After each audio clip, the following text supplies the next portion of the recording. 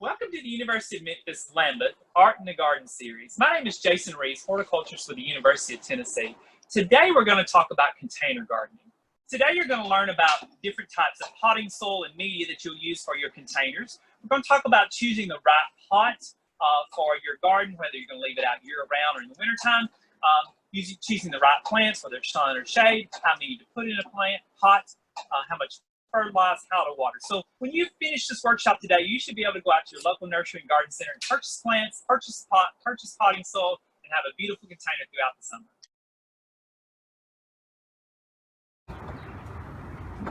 Let's talk a little bit about different types of pots. And we've got a selection of pots here. And if you're going to leave your pot out year-round, you definitely want a pot that's going to be that's not going to break in the cold temperatures. So a good example of that, of course, is plastic. And here we've got a plastic pot. We've got a couple different kind of plastic pots. So these can be left out year-round. We've got another example here. Now, if you're going to leave one out year-round, you definitely would not want a saucer on the bottom because it will need to drain during the winter months for sure. So you'd want to take that off if you're leaving it out year-round. And of course, a pot outside year-round would be something you would have maybe pansies in. You could even leave some cool season vegetables in there, ornamental kale, cabbage, Swiss chard, and of course conifers or sort of shrubs in the wintertime, so it could be used in a winter pot. So yeah, you would definitely want plastic. Fiberglass, I don't have an example of fiberglass, but fiberglass is also a good pot you can leave outside, and then of course concrete as well, which is quite heavy, but it's substantial, and they'll be around for years to come. Now, if you're just doing it for the summer, you may want to choose a terracotta pot like I have here. You know, terracotta was actually the forerunner to plastic, and here at the UT Gardens, many years ago, all the pots, before I was born, all the pots were terracotta because there weren't plastic. So we have lots of these terracotta pots that they use for research pots. One drawback to these, they tend to dry out. They really wick the moisture out, so you have to water them a lot. And then ceramic, which is my favorite. I have probably 75 ceramic pots in my home collection. These are really beautiful pots. I love the blues. It comes in all different colors, but you definitely want to bring these in the wintertime or in the garage, dump them out. I store mine under my garden shed actually, which is high off the ground on the back. So you don't want to leave these out in the winter freezing temperatures. And they'll last a couple years if you do, but eventually they will freeze and crack. And of course these are quite expensive, and so to me they're an investment. So keep that in mind when choosing the pot. Choose the right pot, depending on if you're going to leave it out year-round. And then the look you want. Obviously this plastic pot here doesn't look near as nice as perhaps this plastic pot, so you're going to pay more for these nicer looking pots. But fun to choose pots. I love to go out to the stores and the nurseries and garden centers and pick through their pot selection.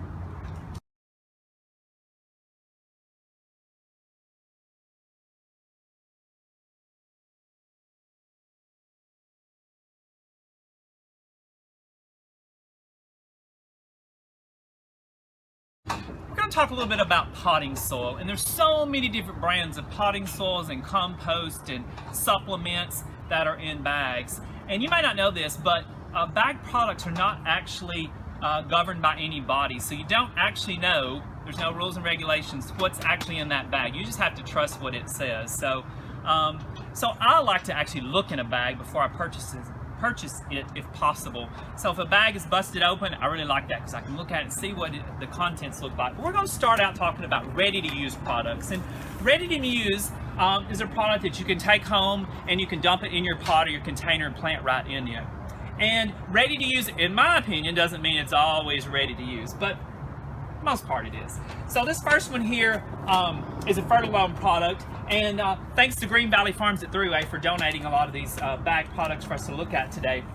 But this is a really good product. It's Fertilome ready. It says right there, ready to use. It's got a lot of peat moss in it, which is one of the main ingredients in good quality potting soil. So peat moss, we've got some perlite in there, and we got some wood chips, which is also good for drainage. So yeah, you could take this one home. You could plant right in it. If it was in my house, I'd probably put some compost in it. We'll talk about that in a little bit. Another product is this Jolly Gardener. We actually use this in the greenhouse here, mixed in with Pro Mix, which we'll talk about in a little bit. It's also got a lot of peat moss. It has a little bit more bark in it than the Fertilome. Has perlite and vermiculite in it. All those good for air.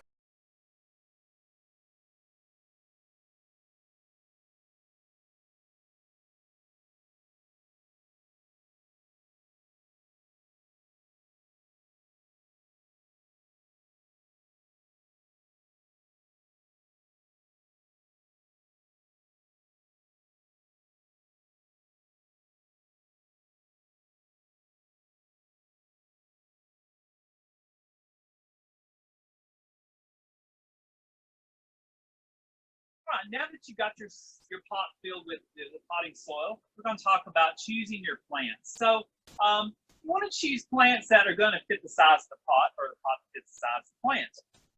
So we're going to talk a little bit about pot size. We've got this, this is actually a hardy hydrangea. This is City Lines Paris. And you can put perennials and shrubs in pots as well. Obviously, if you're putting a perennial or shrub in a pot, it's going to stay outside year round. So you definitely use a pot that can be outside that we talked about earlier. So with this hydrangea, you got to think about the pot size. And right now, it's easy to keep it fairly watered, easy to keep it watered in this size pot.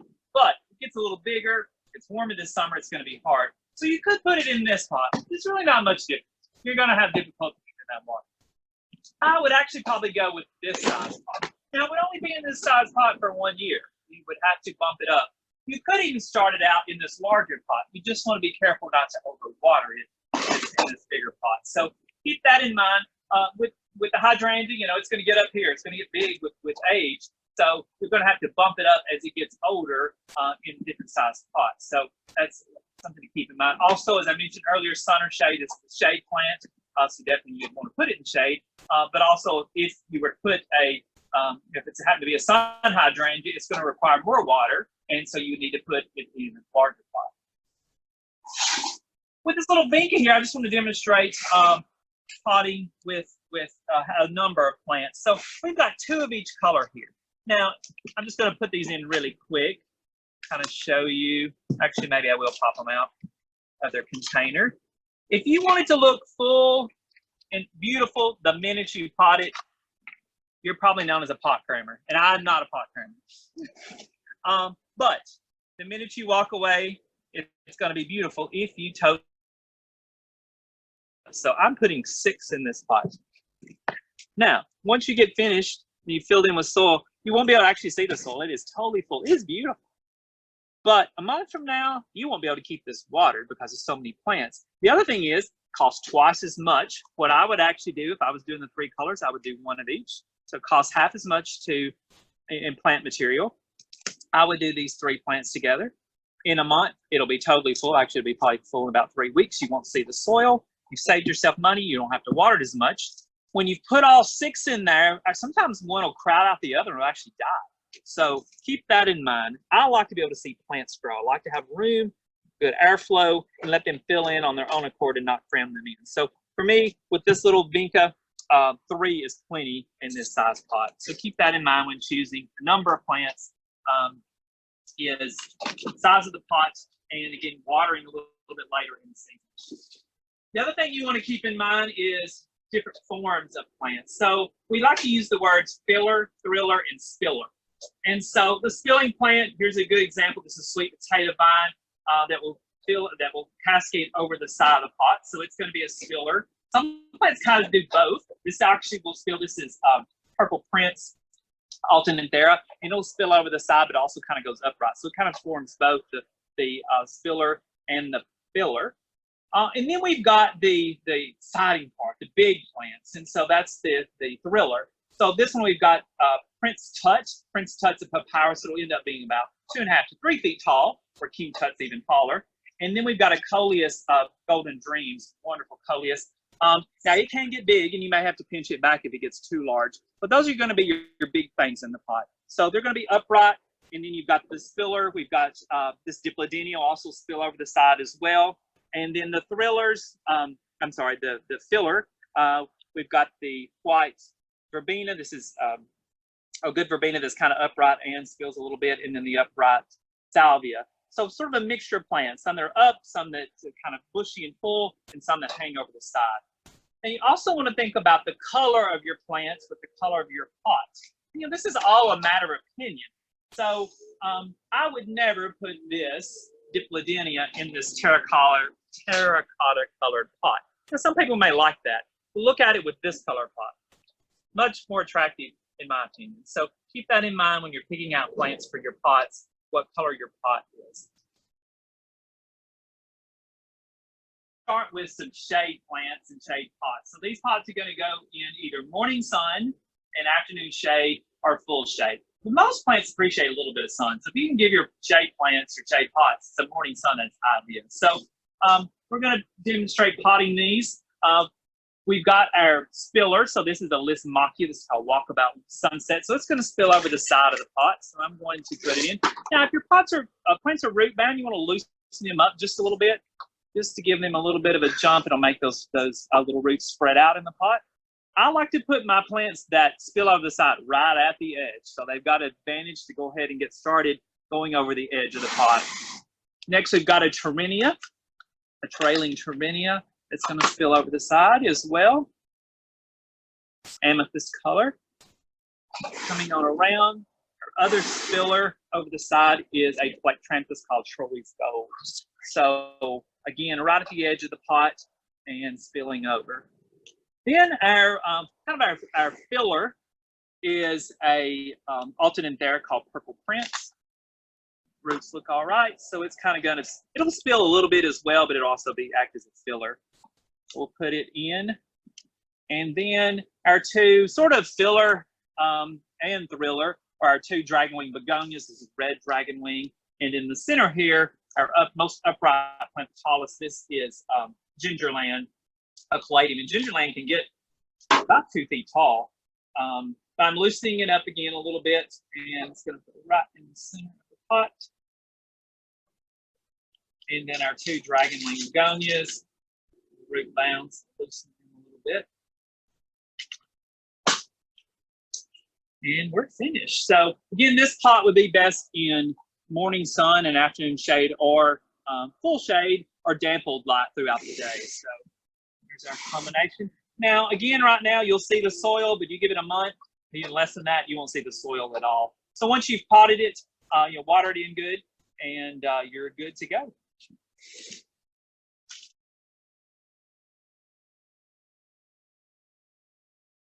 Okay, our next pot, again, another shade pot. This is one that would work in morning sun, afternoon shade, or dampened light throughout the day. And I like this green pot, and I really like this Plectranthus. This is sometimes called a Boza vine. In with this, I don't know why I wouldn't normally put green with green, but I really like this kind of minty color with it. So that's going to be our spiller and filler. This kind of goes up and out. This pot's going to be viewed from one side. Where the first pot I did, I made it where you could view it from all sides. So we're going to put these plants that spill over the side toward the front. We've got another Terminia here. So the Terminia is definitely going to spill right over the front of the pot.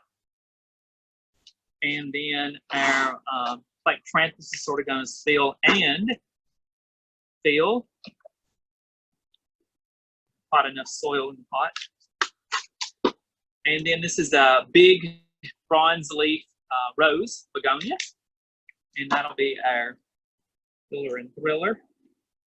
And then our caladium is going to go at the back, and we'll go right at the back pot. So that's going to be our tall plant. So this is Miss Muffet. Miss Muffet actually did get real tall, but that's probably going to be that, and the begonia will be the tallest two things in the pot. So again, I would fill in a little bit of soil around these before I finish it up. And then our last shade pot is this combination here. And again, I like this darker color pot. We've got a rosebud caladium. So the rosebud is definitely going to be our big plant in this pot. Loosening those roots up a little bit. Our trailing plant is Terminia. This is from Suntory, the Summer Wave series of Terminias. That's going to spill over the side. Like a little bit of purple and yellow combination in that. And then we've got a golden Boston fern. This is a good example. I don't like to put a dry plant in a pot. This one, obviously I don't have any water, or I don't have any water out here, but I would actually water this first if I was doing this. And actually it's not too dry when I pull it out. But it's better to have a plant that's already moistened before you put it in your pot. Space for this. So the fern is going to act as a spiller and a filler, doing both. Filling both rows. So you could add a dragon wing to this. I'll pull this one out here. You could add a dragon wing for a little more height, a little more color in here. This is red dragon wing, which is sort of a pink anyway, but there is a pink one as well. So, but that would be another plant if you want to make it a little bit fuller, give you a little bit more color and a little more bloom. So that's 3 shade pots that will make a great combination. If you do have this gold fern, it will not tolerate much sun at all. So maybe a few hours of morning sun, but it's not tolerant of very much sun, so keep that in mind. Right, that's our shade pots.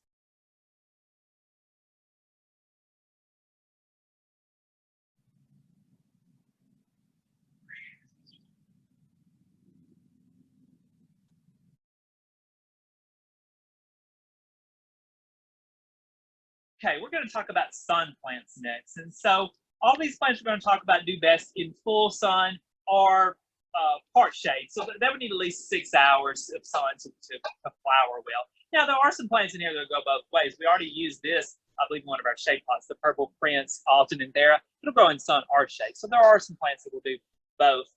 Coleus will grow both ways. A lot of the caladiums will grow sun or shade. Some of the sun coleus won't be as colorful in the shade, but they will grow. So anyway, sun pots. So this one here, we've got the Prince Tut is going to be our thriller, our spiky plant in here. And this pot's going to be viewed from one side. So you might have this up against the house. I like to use the Prince Tut or the King Tut in a pot up against my garage wall. And so that's going to be our tall plant toward the back. And then our next would be the Color Blaze Golden Dreams. And so that's going to be fun for a kind of a filler in the middle. Coleus grows fast, gets bigger than you want, you just pinch it or snip it back. And then on either side, we've got two kind of medium-sized plants. We've got a beautiful salvia that's going to give us a blue color to it.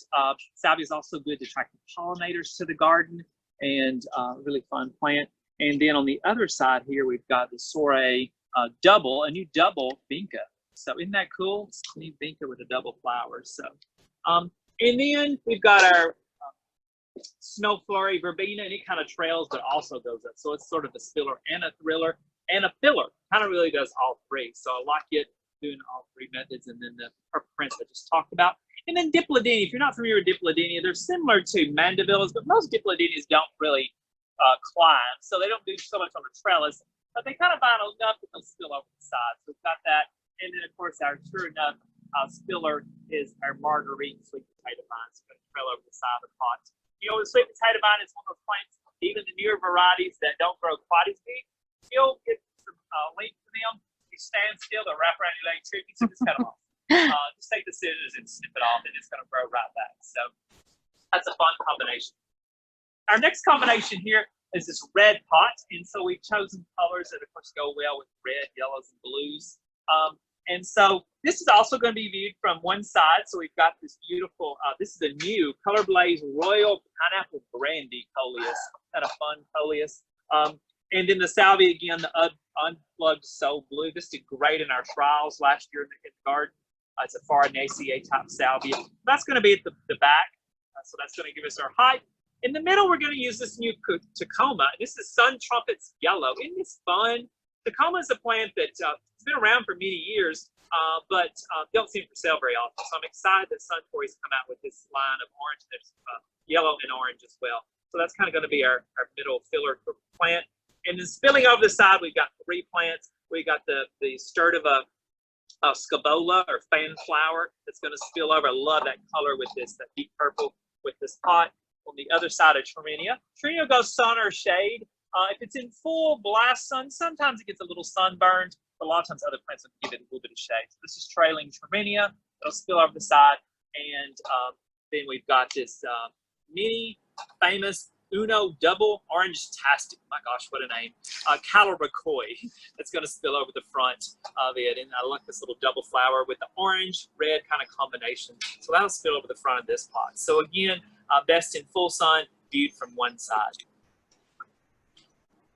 Our next three pots are all going to be viewed all the way around. So we're going to put the tall plant in the center of the pot. So we'll start with this one here. This is Amistad salvia. Amistad is my favorite salvia. It's perennial salvia, even though it's sold a lot of places as an annual. We've had it here on the grounds for over 10 years now. It's from Southern Living. It's similar to black and blue. So if you can't find Amistad, you could go with black and blue. Still think this is a little bit better. Hummingbirds love this plant. It'll end up being 3-4, well, maybe 2 to 3 feet tall in the pot. You can trim it back if it gets bigger than you would like. So that's going to be your biggest plant. Next, tallest plant will be the Color Blaze Lime Time. And look at that beautiful lime color. Love it combined with that Amistad salvia. And so that's also going to be a pretty good size plant. Again, you can pinch it back. Spilling over the side is lantana. There's all kinds of lantanas. It's a beautiful yellow. One of the more common yellow trailing ones is called Luscious Lemonade, where it goes up and over. And this is a good example of a great plant to trail in, kind of go up. And then the Suntoria Sun Parasol Apricot. It had a great color. I actually like it. I wouldn't thought I would like the orange of this Vermillionaire Kufia and the Suntoria together, but isn't that great? The combination, it picks up on the little tip. So this is Kufia Vermillionaire, and I love Kufia, especially Vermillionaire. It's actually marginally hardy for us in the ground. Spiky as well, attracts the hummingbirds, also makes a good cut flower, really good for the pollinators, the bees and the butterflies come to it. And then our thriller, and if you've been gardening very long, you know this. It's just kind of like saying cleaning. So it's called Diamond Frost. It's actually a euphorbia. Diamond Frost is the trademark name or the trade name. But it's a great filler, and you can use Diamond Frost pretty much in any pot. You know, white, yellows, blues pretty much go with any color, so those can kind of be your go-to plants for filling in your containers. So another, again, container with the tall in the center. Another lovely combination here in this bright green pot is using some pinks, yellows, and then this deep purple. So this is Shiny Shoes Coleus, originally from the Biltmore. It's a little bit slower growing Coleus, but I love it when combined with pink. Look at that Truffula pink Gumfrena. Love this Gumfrena. This works in the ground, but also works well in the pot. It's very similar to Fireworks. It's been around for many years. The Truffula pink starts blooming at a young age.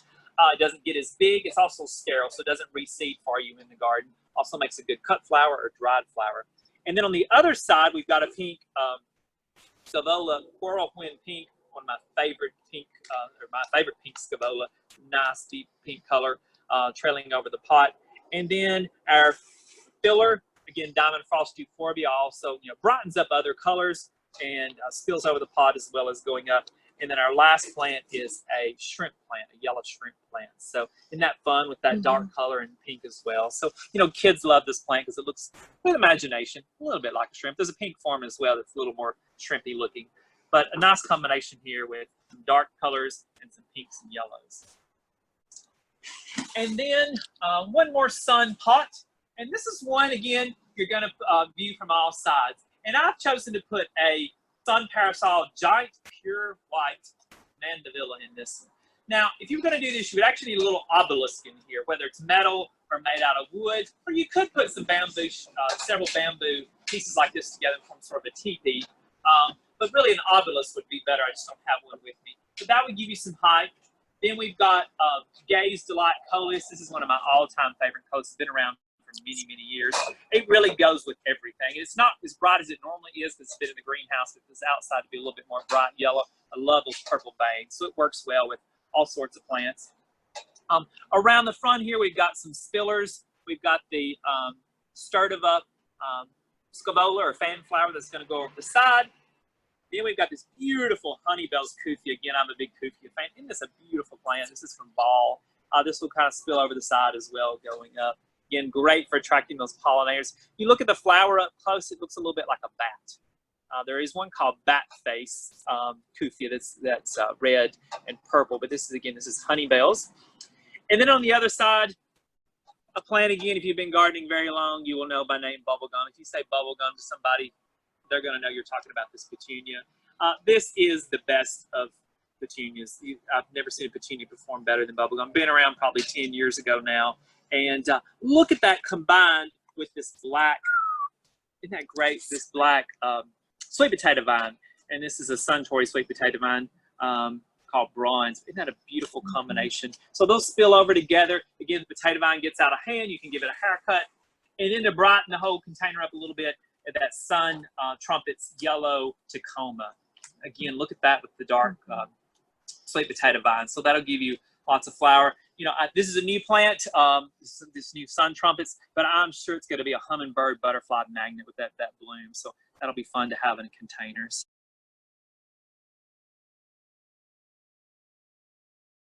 Keep in mind with all these plants, the more plants you put in the pot, the smaller the pot, the more sun it's in, the more water it's going to require. When you first plant them, you actually want to, when you plant them, you don't want to check the soil all over the pot. You actually want to stick your finger by the plant in the soil. So this is what's going to dry out, not the soil over here until it has time to root in. So when you're checking them every day, and I would for the first few days, or maybe first week, you want to stick your finger right in that little cube and be sure it's got some moisture and water directly right there. Once they've rooted in, you can kind of check the pot as a whole. So keep that in mind. Also, let's talk a little bit about fertilizing. So a lot of your potting soil has some fertilizer in it. It's usually not a large amount, but a little bit in there. So you're usually good for a couple weeks before you fertilize. You can use two kinds of fertilizer: slow release, like Oz and the Coke. It's just a brand name. It's a pelletized, like the little BBs that you're probably familiar with seeing in pots when you buy them, or nursery plants. And that releases a little bit of fertilizer each time you water. You can buy different formulations of that last longer than others. And then there's water soluble, and that's like you would mix in water. We're all familiar with the Miracle Grow brand of water soluble. Peters is another common brand. So you mix that in with water and you water it home. That water soluble is kind of like drinking an energy drink. It gives you a quick boost of energy, but it doesn't last long. So if you just go with a water soluble, you may want to do that every couple weeks. If you're using the slow release, you can just use that and nothing else. I use a combination at home. I put the slow release on shortly after I planted them, and then I'll come back in a couple weeks and do the Miracle Grow or water soluble. And I may do that 3 or 4 times during the summertime with the water soluble, but usually that slow release just one time. So a combination of the two. A few other tips: don't be afraid to cut things back. Especially if you're going to go on vacation and you're relying on the neighbor to water them while you're gone. I give my plants a major haircut before I go, because when I'm having somebody else water, I don't have them come as often maybe as I would water them. So I'll give them a haircut. I also will give them a boost of fertilizer just at the same time, because by the time I get back, they're beginning to regrow. So give things a haircut. Don't be afraid to pinch on them, deadhead them, and groom them, and it'll keep your containers looking good all summer long.